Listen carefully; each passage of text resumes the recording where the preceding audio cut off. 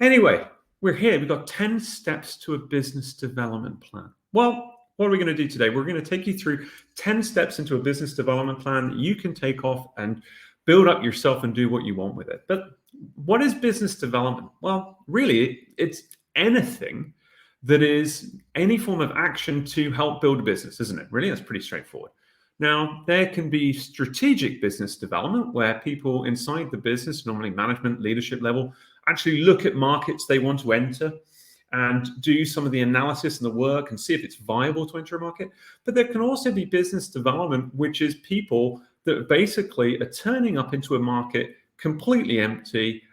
They've got a new product, they're not known, and they've got to get things moving. They want to move into a new area and not satisfy what they're doing. Sales for me is a little bit different because selling is moving into a market where you're in a market where you're established and you say, well, okay, you have these number of states in the United States, and on average, we do about 4 million a year. We'd love you to do 4.3 million next year. Whereas business development is, here are your states in the US.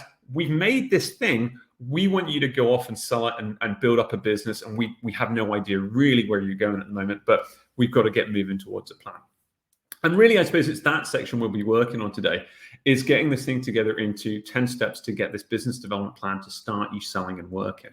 So a little bit to start with, Gaido Scientific is the company, and Gaido is Japanese for guide, and I went to Japan a lot of times in my past role, so I kind of quite like Japan. So when you pick a company name, it's always a bit weird, but Gaido was pretty good for me. And we're a consultancy company. We have 7 people with 3 senior consultants. Myself, I had a history with a company called Photometrics, which was owned by Roper and then Teledyne. And then we have a colleague of mine, Scott Young, and Scott Young had leadership and management roles at, say, Teledyne, Roper with me, and then Perkin-Elmer in the past, and Leica Microsystems. And we have Dan Brooke, who was at GSK, Perkin-Elmer, and then Olympus, which became Evident, and he did lots of things in operations, sales, marketing, and operational. Well, I said operations, so we are. So there's a little bit about us, and our aim is to help companies launch, strengthen, or accelerate, launch products, launch businesses, strengthen, get yourself a bit stronger in where you are, or accelerate, which normally means get ready for sale. And we do a number of different things. We do courses, and we also help companies do the acquisitions or do different programs to help drive them through. But in fact, where this came from today was we developed a course called Business Development Marketing. And this was a course that we came up with, which was to help companies who wanted to start up go through exactly what we're going to do today, but in a room with us and all the tools for 2 days to build a plan so they could walk off, do a bit more thinking, and a week later turn around to management and say, this is my plan. This is what I'm going to execute. So everything is structured on this. If you want to look at the course, we hold it in the UK, we hold it in the US, and we can do custom courses in your office as you need. But you can also just go through looking at this and looking at the tools on the internet. As they say, pretty much everything you want on YouTube, and you can research and read books and so on. So what is our mission out of all of this? Well, our mission, in this case, what we're looking at in this instance of business development is build a sustainable business development plan using marketing and sales tactics. And that's the critical bit. It's really crossing those 2 areas.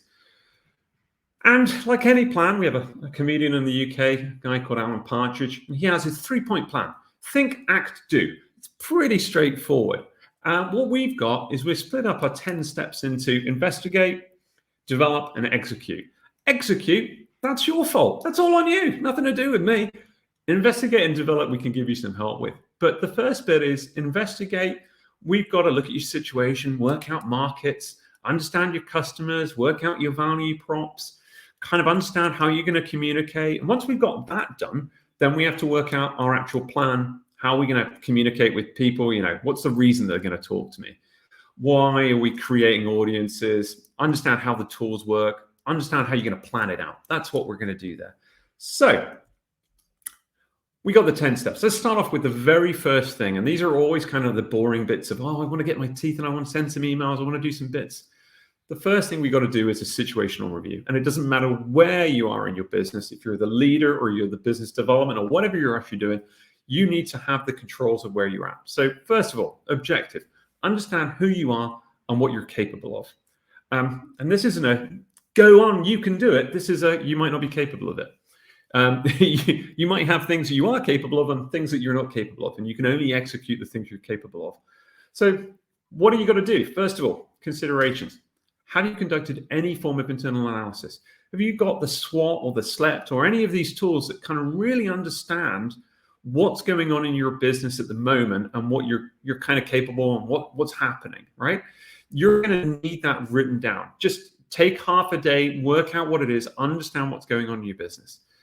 Number two, do you understand the company mission strategy? Now, you've got mission statements on your websites. They can appear slightly, sort of, we would call it airy-fairy, a bit, oh yeah, made up, right? But you really need to have the mission of the company. We are a company that exists to do this specific thing written, and everyone needs to understand it, because there are so many different things that you could go down, so many different routes you could try and do, that if you don't have a mission statement and the strategy of we're going to do this thing by doing this, then people aren't going to follow. And you need this in order to do your business development. Otherwise, you might be going completely in the wrong direction and completely against the brand.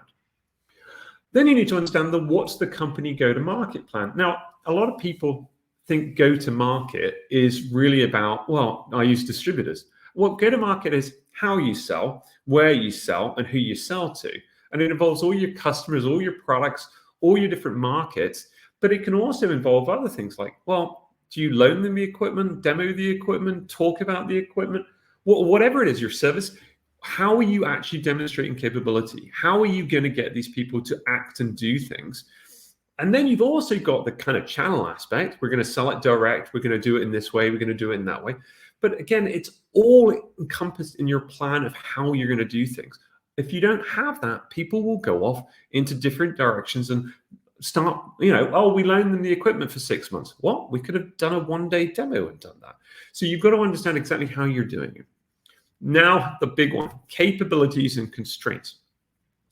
Some people sit there and go, we're going to do social media every day. And you go, well, okay, if you've got like an army of writers, how are you going to do this? How are you going to make it valuable? Do you actually have the people with these skills in your business?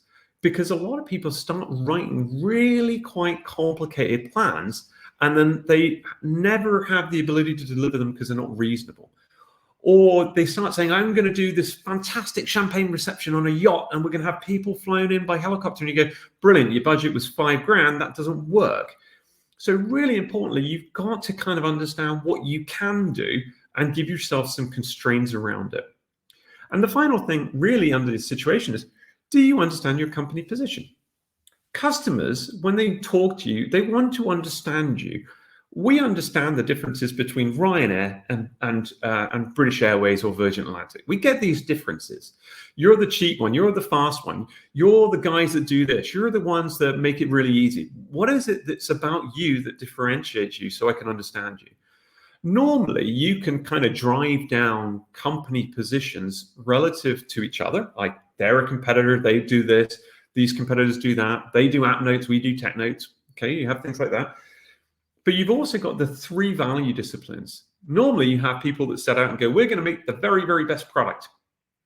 That's our aim. We're going to lead through product innovation. Everything's in product. We're going to go make it like that. We're going to make the best product for everyone. And then you get people that say, we're in intimacy. We're absolutely dedicated to working with customers and having a really close relationship and giving them exactly what they want. Or we're just really good at being a factory. We're operationally excellent. We're really good at making things cheap and fast and easy and repeatable. And that's what we do. We're excellent. So you've got to understand company position. And just think of it this way. Dell got nowhere by trying to be Apple, and Apple got nowhere by trying to be Dell. So understand who you are and where you fit, particularly for customers. Next, markets and composition of markets. So this is really the objective. Understand your markets you serve or you could serve and their opportunities. So this is a really interesting one. Markets are often wrong. People look at markets and they think of them a little bit like industries. In LinkedIn, I can say to myself, well, okay, I'm part of the biotech industry, or I'm part of automotive. Okay, that's an industry. Markets are self-defined, right? At the end of my road, I could set up at my driveway here, I could set up a little coffee stand. Does that put me in charge of or part of the $17 billion coffee market in the UK? Or am I in the market which is refreshing people as they walk into town? Which market am I in? If I go and set up a little coffee shop in the village, am I in the global coffee market or am I in the refreshing people who are in the village market? So you have to try and work out which markets you're in. And we do a lot of advice on companies to companies that are purchasing other companies. And the first thing is they try and tell you they're in the massive markets. Well, how do you win in that market? How are you going to plot that market out? So you can control your own markets. So step one, have you defined your markets? So for me, markets are best defined through a communication mechanism. Are people communicating? You can call them whatever you want. But for example, you could say, if I went to this market and this town has a market, and I want to buy some sausages in that market, and I know the price, and then I go over to another market in another town and I buy some sausages at that market. There are two markets. But the minute I communicate with another person that's been to two markets, we've got one market. So actually, what are we in? And most of the times, markets are actually defined by the problem they're trying to solve, which is actually really important. So if you thought about something like a confocal microscope, there isn't a confocal microscope market. There is a market of people that are looking to get better images, right? Or higher resolution images. They can solve it in multiple different ways, and that's what's defining the market. And that also leads to a lot of people thinking they don't have competition. So there are lots of different ways, but you need to understand the markets, and then really within those markets, sub-markets. So maybe we have a market which is, in my old industry, we'd have home builders. And then underneath that market, we might say we have home builders that are building light sheet systems. So we can segment and try and understand which of these markets are important. And that's going to help me when I try and find people and also help me understand what the opportunity is and which markets I should go after. Next, have I estimated the market size, right? So this is a thing. You can do this in a couple of different ways. Normally, you can look at a competitor and add up all your competitors in the market. You can look at how many reps they have, and you can say, well, I think they get $2 million a rep, and therefore the market size is this. You can estimate these things. The alternatives are, if you were, say, launching a Kindle, you could say, how many people read books? How many people do you think would switch to digital books? So you can try and estimate it the other way around. What's my potential and what's my conversion rate? Or also, you know, what is existing in the market today and how do we think that market is growing? Are you established in these markets? Well, actually, this is sort of the point of business development. If you're established in these markets, then you're probably not doing business development. You're probably doing prospecting. If you already exist in a market, then you're just doing prospecting and farming and trying to do a better job. That's fine, but it's probably not business development, is it? But if you are established in a side market, it's really good because you can use that information and try and use those examples to help you sell into this new market, although you won't be noticed. So for example, you know, I might be Thermo Fisher. Thermo Fisher in the sandwich making market isn't very well known. Would they get a meeting? Well, someone might know of them, but that's going to be a different thing as you're shifting between markets. How well are you established in the previous markets or other markets, and can you pull that across? Who are your competitors and who are you going to take share from? And for me, this is really important. You have to be ready to take share.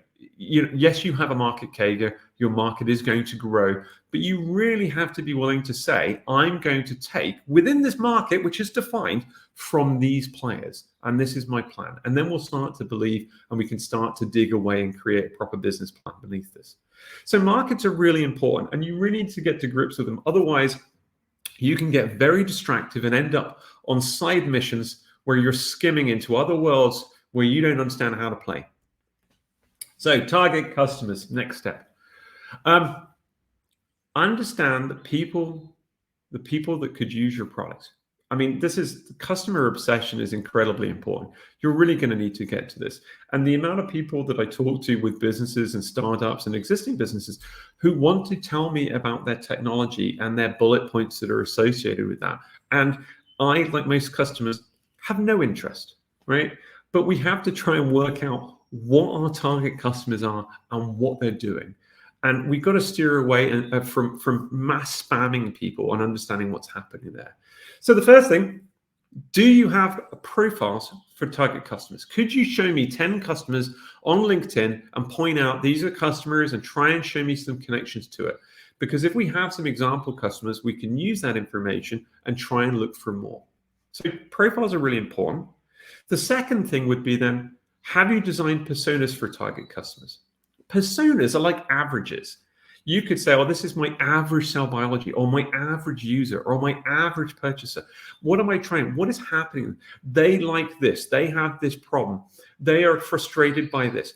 What do we try to work out about our average customer as we go through? Can you define an ideal customer based on parameters or keywords? This is really hard.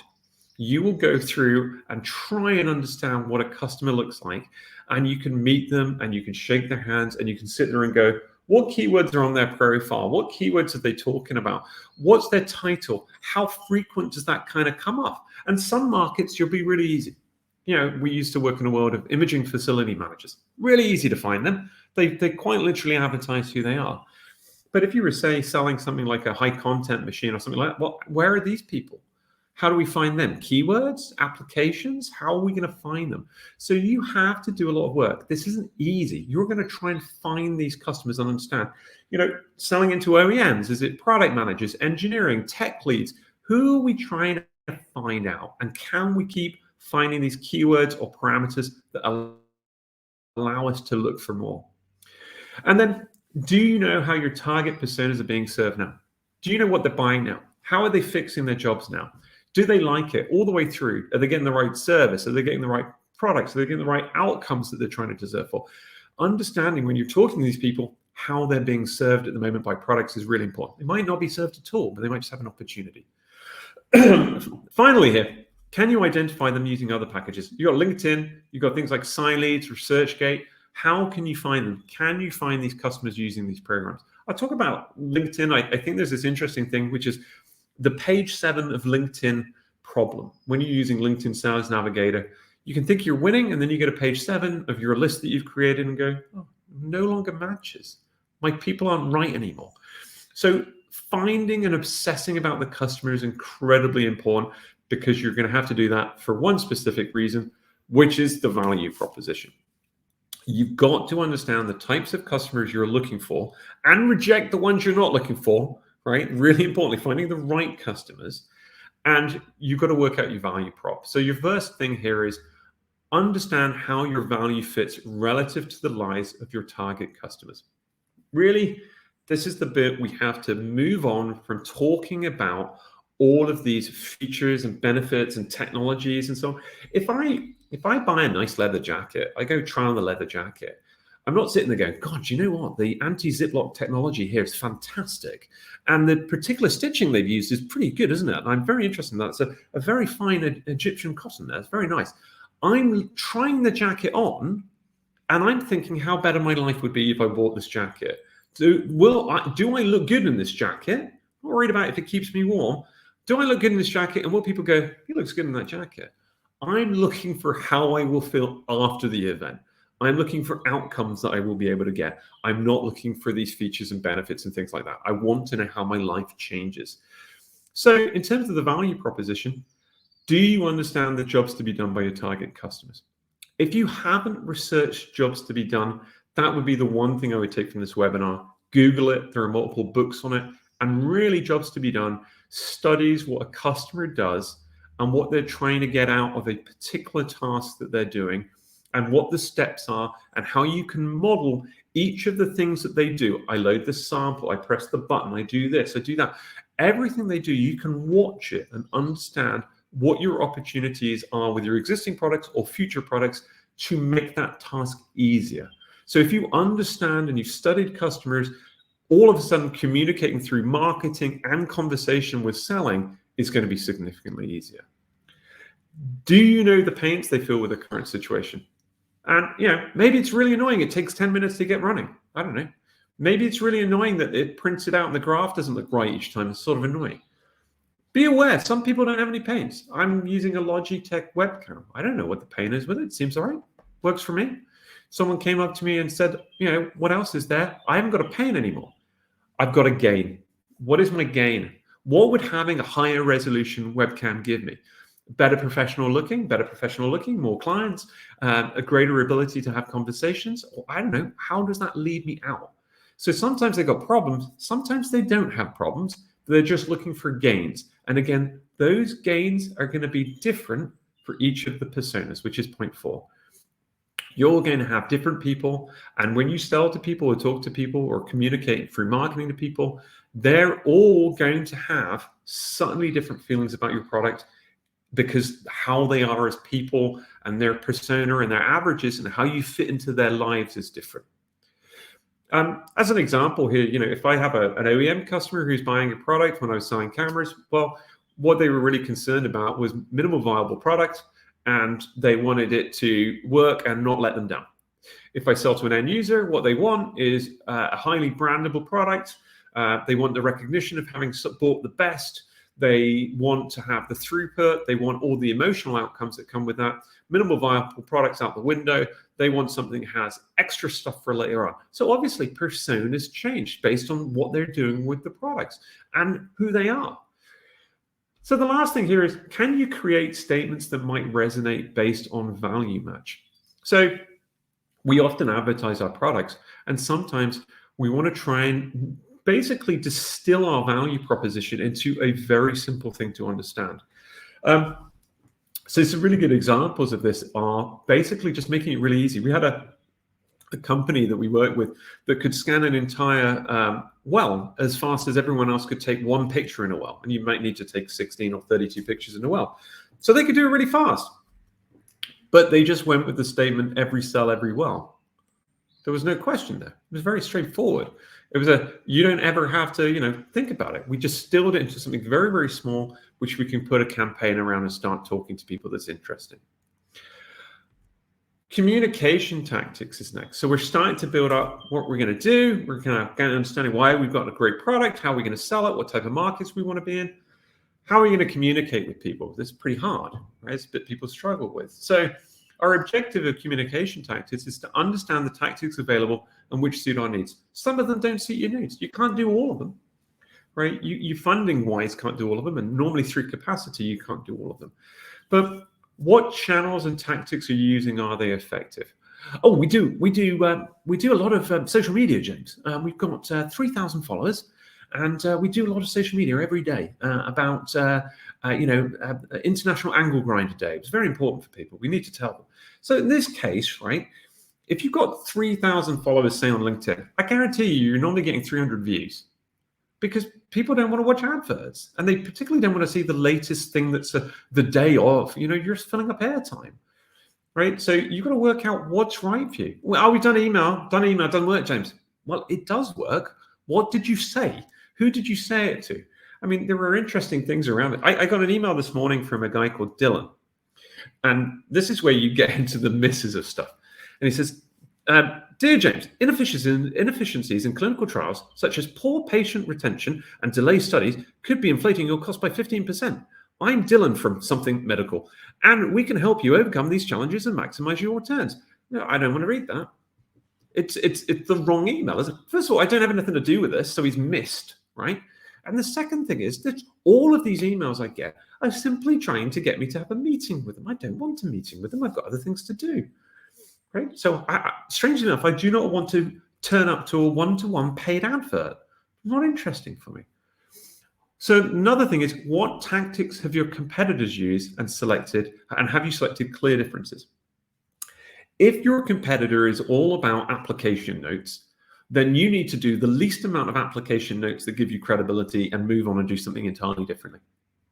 If they're all about social media on one platform, doing one thing, you've got to find a way to be different in a different way.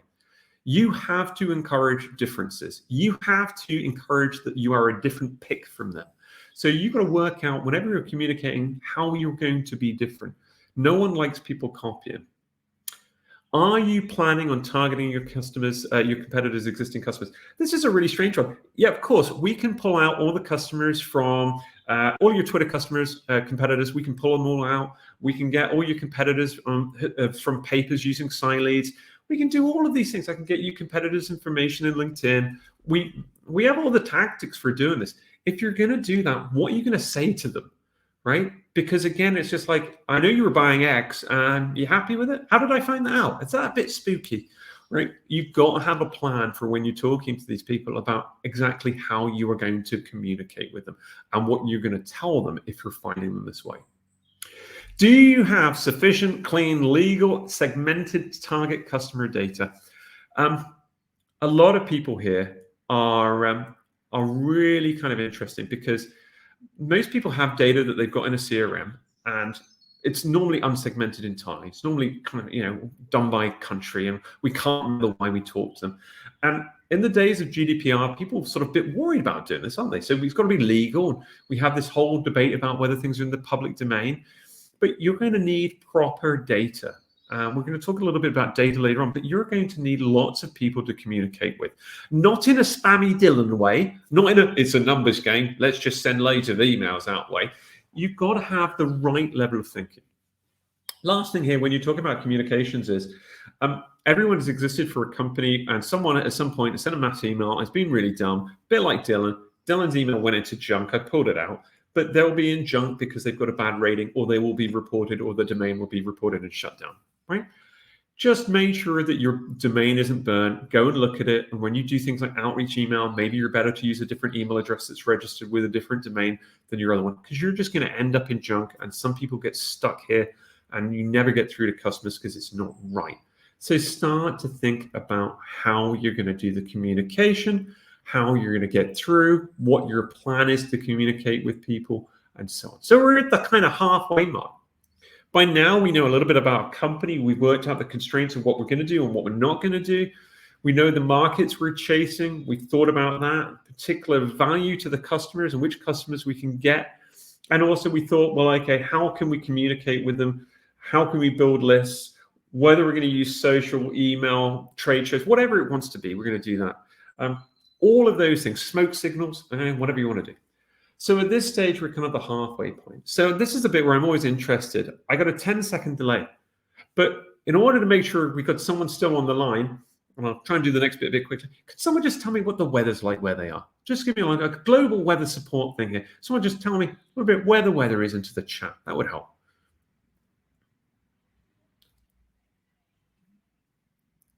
Ten seconds of nervousness as I wait.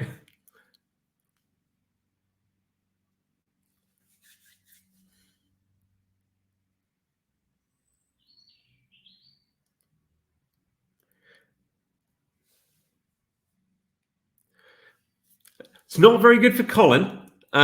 Sunny for Ben. Brilliant. So we got that. People are still 70 and sunny for Dan. I'm good. Fair to middling. Overcast. Someone in the UK there. Rain for Duncan. Well, it's okay. Yeah, you're looking in Birmingham. You're in the wrong place. Sunny as always because Mike is in California. Good. All right. Sunny, 19 degrees. Surprisingly sunny. That's because you're down the road, Aaron. Right. Next up. Let's look at the next bit. We're going to do the proper plan. So this is the next bit, a reason to engage. And I think this is the most critical thing. I have a situation. We have this problem, and I don't want to call it a call to action because it's not a call to action. It's got to be bigger than this. It can't be a learn more thing. It can't be an email like Dylan. It can't be half an hour of my time in a meeting to talk about. I can't do all of those things. They're not going to work. We need a reason to engage. And our objective here is designing reasons to encourage interactions, engagements, and acceptance. We got to prove to people we're in this for the long term. We've got to go through and find a way that is going to mean that we get to work with each other. You know, I always had this statement, which is, I would rather send someone a cake than an email like Dylan, right? Because a cake would at least get to a point where you can kind of go, I got a cake. Someone sent me a cake. I quite like cake. Does anyone like cake? This company sent me. I think a cake is better than Dylan's email asking for a meeting or just a learn more button or, you know, whatever else. But you're stuck out there. You've got to have a reason to have a conversation with people. So you can do lots of things. You could do training events. You could do webinars. You can hire out a hotel and have a reception or an evening or table tennis evening or whatever you want to do. It doesn't really matter. I got 100 ideas for this, and so will you when you think about it. But when you have this reason for this person to spend time with you and for you to mutually end up with some benefit here, you've got to go through a few things. The first thing is never communicate without a solid reason to engage. And just understand, marketing communication people are sat there, ready, we're ready, give us something to do, we're ready. And you don't want that. You've got to sit tight, sit in your room, get to a plane, get to a decent program that you're going to hang your hat on, and then you can communicate, right? Don't blast people with emails. Don't do any of these things unless you're ready with a real good reason to engage, right? It's got to be a proper reason, and you want to spend time with people. It should leave the target better off without purchasing. They should sit there and go, that was great, that was really interesting, that was really good, even if they're not ready to buy now. Because people aren't ready to buy now, know people who are, and they also will be ready to buy later on. And you're in development. You're not in fire sale. You know, if you're in selling, you're constantly onto your 6-week cycle of, if they're not going to buy in 6 weeks, I'm not bothered. Come on, right? You're trying to build relationships at this point. So you've got to get them to a position where they feel better off. I love things like training tactics and things like this, where people get some form of completely unassociated benefit for you, right? That's what they kind of like. But you've got to put a lot of effort in for people coming to do this. It should be minimum effort for the target. Your job is to reduce the friction for any interaction. What you can't do is say, come to this trade show, walk out the building, go 3 roads down on the left, come out here, do this, up the stairs. It can't be like that. It's got to be unbelievably easy for these people to attend. It has to be unbelievably easy for them to get to wherever you're doing, give up the time. They've got to be able to do it. It should be enjoyable and promoted. They should walk out going, that was great. That was really interesting. That was really good. The reason for me to talk to you is great. I got to play. We did this. I learned about this. And they're automatically in the background going, yeah, let's stick that. That was really enjoyable. Thanks very much. I want to help promote you, right? And you should be able to gain constant promotional material. That's where you're going to start filling up your social feed from. And the last thing is, it should be designed to build a long-time position and pipeline.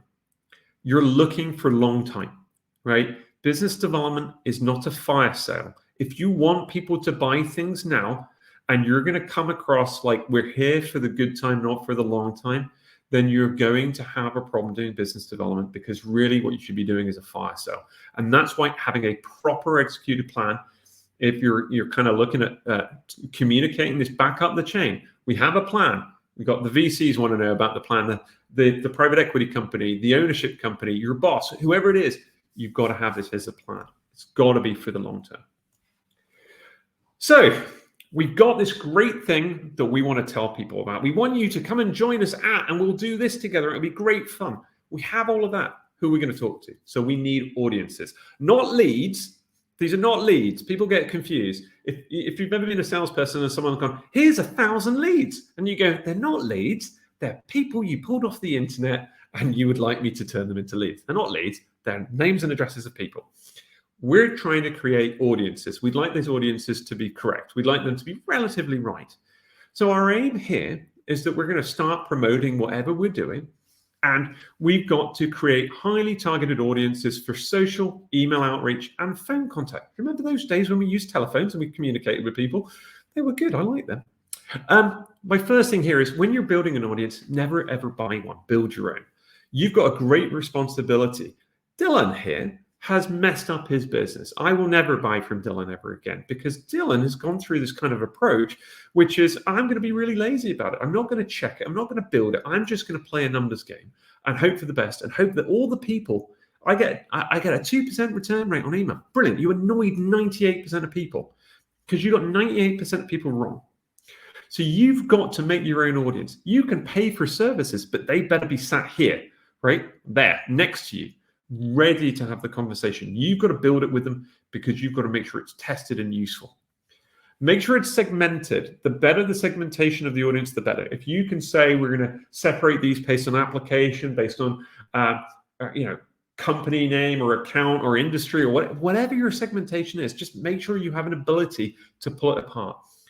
A database that isn't segmented, or any data that isn't segmented, is just data. It's pointless. You're just, you have these CRMs. Why do you have a CRM if it's not segmented? It's just there so you don't have to put in the name if you want their telephone number. Okay, well, that's fine. You've got LinkedIn for that. Keep it safe, legal, and always record interactions. I would use a CRM, and I would make sure that all my emails are linking in every communication I've got. And you want to make sure that when you have a CRM, you should probably have all the LinkedIn records or the ResearchGate profiles of whoever you are, so you can understand that this information was in fact fully legal. And you can go through the data. For example, we have programs that will open up and run through your database and then give you the LinkedIn and ResearchGate profiles for everyone. It's all particularly easy to do. But just make sure you record things you're doing and it's not kind of being slightly wrong. You never know when you're going to get a data audit. 4 is 3. Interestingly, should 3 have been 3? But 4, 3 audiences. I think you need 3 audiences. The first one you need is a really big marketing one. You're going to do social media marketing. You have to, because social media doesn't want to promote you. If you, for example, if you put a YouTube video in LinkedIn, LinkedIn goes, oh, we don't want people leaving to go to YouTube, and we're going to down promote your post. No, only 10 people are going to see it because you put a YouTube video in. There's all of these, they're all against you. Promotion is the answer to this. Getting your messages in front of other people's feeds and kind of relying on the fact that you're going to go viral. It's not going to happen. I'm sorry, it would have happened by now. Maybe, I don't know, you do an amazing video about a cat and a bottle top that goes around when you kick it. I don't know. But you're going to pay for this. And it's not going to cost you a tremendous amount. But you need a big, I would say somewhere between 10 and 40,000 people in audience number 1, which is your marketing audience. So you're going to have this big audience, and it's not going to be as tight as you'd like. There will be some people that are going to be on the fringes of it.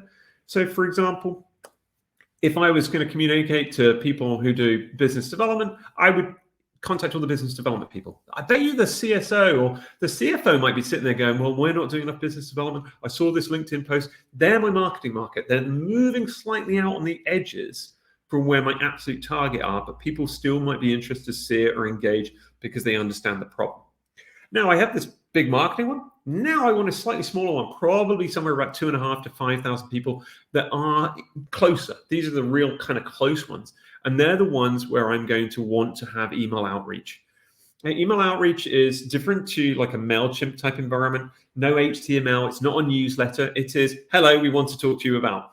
And we can go through that. We probably want an audience somewhere about 2,500 to 5,000. Again, you can scale it depending on your territory and how you're doing it. I'm talking about a kind of world event here, but you might be a slightly larger market, so you might want to look at that for, I need 2,500 people in the UK. Obviously, depending on what you're selling. But regardless, one person is going to kind of be operating around this. But the other thing you're going to have is your last email is your calling leads, or your calling audience. And these are your very best. We've really worked on these ones. We really think these are the right people. And these are the ones you're going to spend your time on the phone to, trying to get hold of them and talk to them one by one. It might be call, might be direct messaging, might be personal emails, whatever it needs to be. This is your hunting list effectively. And this is really somewhere between 100 and 250. And you're not really going to get far beyond that. But that's what you're looking at in terms of numbers. So 3 nuances: marketing, outreach, and then actual real prospecting, kind of close follow-up work. And then you can use online search tools to get this out. You've got things like Siley to spit it all out.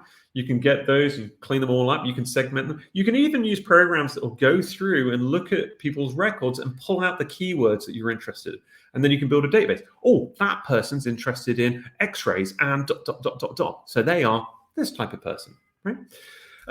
But there are loads of tools, and we use tools to extract data out of online packages like LinkedIn all the time. So, you do a search in LinkedIn Sales Navigator, get 1,000 people. We pull it out with their email addresses and their company sizes and everything else.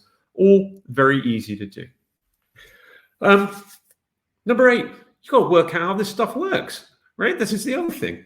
And I think this equates for everyone, right? Everyone really needs to understand how stuff's working. If you're running a business development project, you better understand how your audience is being stuck inside LinkedIn, if you're advertising on LinkedIn or Twitter, or how Google is going to run a Google advertising campaign and it's in there. I would want to be involved in that process. But anyway, our objective, understand how to operate your tools: social media, Google, email, direct message, phone, stuff like that.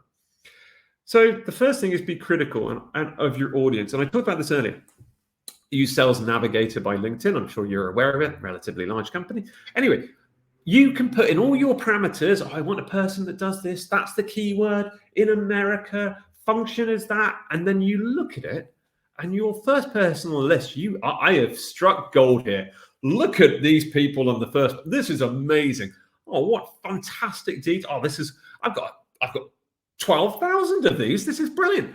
And then you go to page 7 of your LinkedIn search and you go, why is this person in my list? I don't understand this. Doesn't have my keyword in any of their profile. Can't work this out at all. You've got to really be critical of data, and driving LinkedIn is really quite hard. Their aim is to give you lots of answers, and therefore you feel great that you got lots of answers. Same with their advertising. You got lots of impressions, so you feel great that there were lots of impressions. But that's not really the right way of doing it. You can get the data, but you're going to have to invest a few days in understanding how these tools work and getting to know them and so on. And even if you've got a marketing expert to say, here it is, you've still got sat next to them. You're the one with the domain knowledge. You're the one with the product knowledge and the application, all the other stuff. You've got to sit next to these people. Even if they're consultants, saying they're going to help you. Consultants are going to do very generic level work unless you're driving this. You can use email automation and reporting software, really good. We use it on every email that we send. We track whether it's open. We track whether links are clicked. Just a plugin for Outlook, very, very easy to work with. So we do that for everything. And whenever you use automation, then just be very, very careful about using automation. What you don't want is 1,000 emails that say, dear first name. And I take my sort of father's approach to this. He taught me how to drive a boat into a lock when we were young, right? We had a boat, we drove it into the lock. And his attitude was, if you go really slowly, you can only cause a small amount of damage. If you go really fast, you can cause loads of damage. So try your automation, do it really slowly as you're trying to get it out, see how it's being kind of perceived, and then go bigger. Obviously, you've got to understand your keywords and your phrases. So for example, I used to work with a thing called Light Sheet. And if I do light and sheet, then I get lots of people selling, these LED screens for lighting in photography, right? If I do Light Sheet, then I get people doing the application Light Sheet. If I search in Sales Navigator for high content, I get people that do high content biology work, screening work. I also get people that are high content marketing, and I don't want them. So you've got to understand that quite well. And I don't care who you are. If you're doing business development, I don't care if you've sold for years and years and years. You've got to think about your script. Your team need to have a script. They need to have templates. You need to thought this through and done some planning to understand what you're trying to do. Although you've done it for 20 years or however long you've done it, and you've sold and you can do all these things, you're selling something different into a new market now, which means you're in the new kid block, right? So we've got to get back to basics here. 9, set the tempo. Here, this is understanding how you're going to communicate, how often you can communicate, what you're going to do. Because the first thing that happens, and I had a lovely guy that worked for us who said, I found everyone in Birmingham, James. I found everyone. I looked inside Salesforce, and you know what? He'd actually phoned 20 people, and 150 people didn't pick up the phone. So he hadn't phoned everybody, had he? It's like this, well, I phoned them a couple of times, they didn't answer. Oh, well, then that's it then. Right? It's like, what point do you give up? And also, what's your cadence for it? How are you going to make it work? So number 1 rule here, never blast emails. Never send out emails on one day, because all of the servers and systems around the world are going to catch that and go, what are you doing? You're spamming people. And then cut you off, right? Get reported, get into junk folders, everything else around that, right? So don't do that. If you're doing like a legal, these people follow me and get my newsletter thing, then yeah, do what you want. But for this, you're going to get like 50 a day outreach is your safe limit. It also helps because you don't want me and then Dave getting on the same day and going, because the aim of an outreach email is to appear like it's a personalized email. Try to post, content every day. I think you should, but don't sit there every day going, oh my God, what am I going to post? I don't have any ideas. Don't do that. I can think of 20 reasons to post for your business in about half an hour. It's easy, and so can you when you get into it. And what you do is you just get them into an Excel sheet, load them up, make them look pretty in a package like Canva, put them into a loader piece of software that will just automatically post them for you every day. It's very, very easy. And particularly, if you're a smaller company, the biggest thing you want to add is you want to add followers, so you're building up authority as you go through. Cycle your ads every 4 to 6 weeks. Although you can put multiple adverts into something like a social media package, if you do like a LinkedIn advertising campaign, you can put loads of different types of adverts. Your campaign will slowly die over about 6 weeks, and you want to refresh it and restart it because the algorithm is basically running out. I showed this, they didn't like it. I showed this, they didn't like it. So you're basically going to change the messages and refresh what you were doing. You don't want to run the same adverts continuously. Use automation carefully, as I talked about my father in the boat. Don't crash. Go really, really slowly. Whatever you do it slowly. Some of you saw that we tried doing this earlier in the week as a practice, and it went wrong, and everyone went, oh, we're doing a webinar. No, we weren't. We messed up. That's because we did it slowly, very early in the morning, and hopefully trying to miss people. Got a little bit wrong. And then create your own cadence between calls. There's lots of good notes on this on the internet about how many times you should call, email, voicemail, direct message, and like every 3 days or whatever it is. But, you know, again, with these things, I used to have people say, oh, yeah, I phoned them. They didn't answer. I was like, you see what, you wait another week then? They might have been in the loo. I mean, they could have just gone to the toilet. Maybe they're not. Do you have these things that we really became a pain during COVID called meetings, right? They're on a meeting. They finally phoned them. They're on a meeting. What do? They cut you off. That's what happens. So you've got to get into this cadence around, I'm going to send an email, I'm going to do this, I'm going to do that. And avoid the ones like, oh, I was wondering if you saw my last email, because they just aggravate us. They were fine 20 years ago when we did it. Now people have got the trick. So the last one here is critical events. You know, critical events. I think in life, you're basically doing two things. You can be sat at the checkout of life, and what happens is someone gives you an email and you go, beep, another email, beep, I've got to attend a meeting, beep, and you're just sitting there processing what's arriving for you to do. Or you take charge and you make a plan. Now, if you're not at the checkout, you're going to make a plan. So when you start on Monday morning, you know, you need to really understand what's good on Friday. What were you like? Because how many of us sit there on a Friday and go, oh my God, I did a lot of stuff. What did you do this week? Oh, I don't really know. Try it when you do it for a year and you don't really know what you've done in a year. But sit there at the Friday and go, oh my God, what did I do? Now, if you start your Monday knowing exactly the big critical things that you're going to cancel meetings for, you're going to stop procrastinating for, that have to be done at the end of the week. And if you don't do them, you're going to work your weekend to get it done. Then all of a sudden you can start prioritizing your week correctly, and you're going to take bigger steps towards your goals. So critical events are really important. These are the plans in the diaries that make things happen. The first thing is you're going to need a mission statement for your business development program. You have to say what your mission statement is, what you're trying to get done, and you're going to get your quarterly goals, right? This is what's going to happen here and here and here. And you've got to set them up, and they've got to be realistic, and you've got to drive to them. And if you give up, then you're a failure. Sorry. Giving up's okay. It's just relative. But what is going to be tempting is, oh, well, this happened, and then I need to do my expenses. And you're check out again, and you're just going beep. So you've got to make sure that you are going through and you're taking control by having these statements and these goals, and share them. Share them with absolutely everyone. Share them with everybody that you're working with, so people understand what you're doing. If you're in business development, you're the black ops of the situation. You're the undercover guys. You're just like, well, what's going on with business development? Well, we don't know.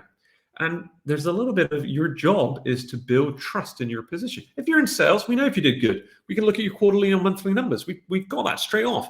In business development, you can go missing pretty easy. And therefore, you have to properly think and kind of work out how you're going to publish what you're doing to people internally. They're your backers. Work backwards from your goal, deadlines, and building critical events. I need to have 250 people at this event here. Well, then I need to have 350 people booked because 100 are going to fall out here. Then I'm going to need 200, 1,000, whatever. The emails have to go out. The calls have to happen. Whatever it is, you can work it backwards. You guys can use Excel as best as the next person. You are going to have a plan where you count backwards and you put these events in. And as I say, you miss one, you correct it.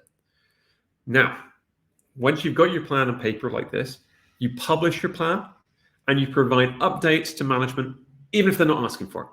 And again, this comes back to this trust point.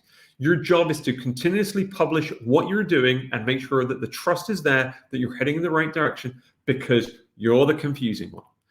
People in engineering make things. People in production assemble things.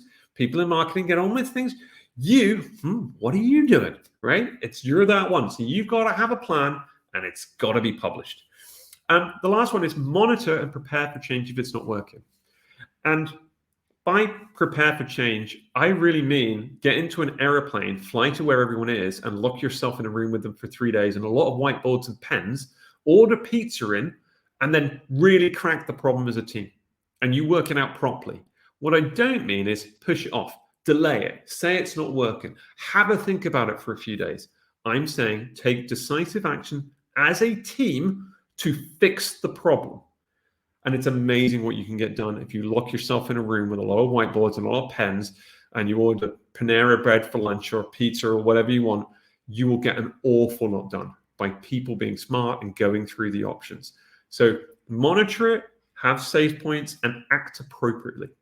The final thing in all of this is basically you own the plan and the outcome.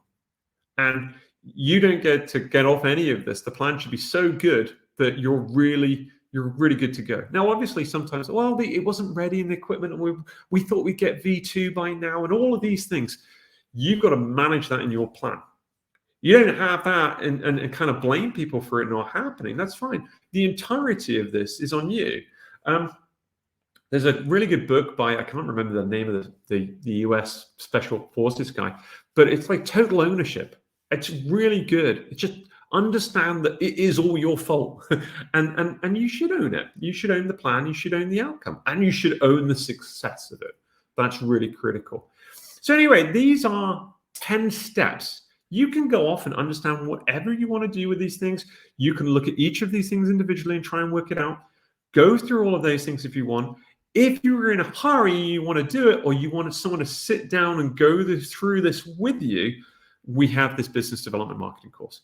And it's all about, basically, it's a training course, not like today where you listen and go, that bit was interesting, or that bit was interesting. This is where we go through it, and you write stuff down, and we work out your plan together, and you leave with a skeleton plan, and then the Friday afterwards, you go into your boss and say, this is my plan. This is what we're doing. And we're going to go through and we're going to say, look, I've thought about it this way. I think it's A, B, and C. My bet is B. Can you tell me if you think B is the right one to go for, or if you think I'm mad because I'm going for B? Lay out your plan and your management afterwards. And that's what this team is going to do. Aaron's saying it's Extreme Ownership by Jocko Willenick. I think I'm saying that correctly. It could be not. But it is a really good book, actually. It's really, I did it on audio, and it was quite good. So that's it. That's what we've got on this course so far. The one thing I would say, just as a side note, is a while ago, I wrote a book called Sales Disc. And Sales Disc is all about understanding different ways that you can sell products, different ways you can get a market. And this is on Amazon for print and Kindle. It's also on Audible, on Apple Music for the audiobook. It's not me, it's someone else with an American accent. Sounds a lot nicer. So you've got that. If you're interested in that, that'd be great. If you found something interesting and say, well, that was quite nice, I enjoyed that, buy the book. I don't know, it's $20, something like that. Not very much. And you can expense it. By the way, if you can't expense books for learning in your business, then your business isn't very good, because you should do, because it's cheaper than training will ever be. Yeah, you got a book like that. Straightforward. So that's it for today. I'm going to stay on for a couple of minutes. I understand there is a 10-second delay, but if anyone's got any specific questions, I'm going to stay on until 4 o'clock my time, so about 6 minutes. If you've got anything specific, I'll have a look at them.